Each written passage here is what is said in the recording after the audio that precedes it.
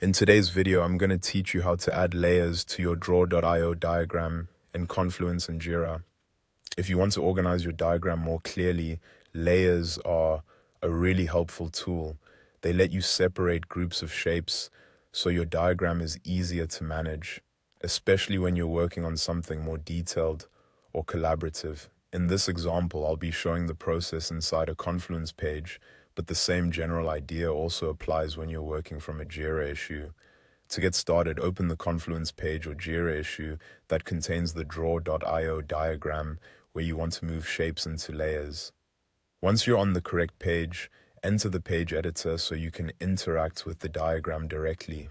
This is important because the layer options are only available once you open the diagram in the draw.io editor.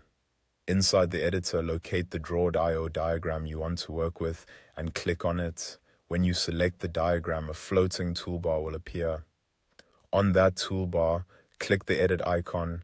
This will open the draw.io editor in a pop-up within Confluence, giving you access to the full diagram editing tools. Once the draw.io editor is open, the next thing you need to do is open the Layers panel. To do that, go to the top menu bar, click View, and then select Layers. A small Layers window will appear, and this is where you'll manage the different layers in your diagram. If you prefer using keyboard shortcuts, you can also open this panel by pressing Ctrl, Shift, and L on your keyboard.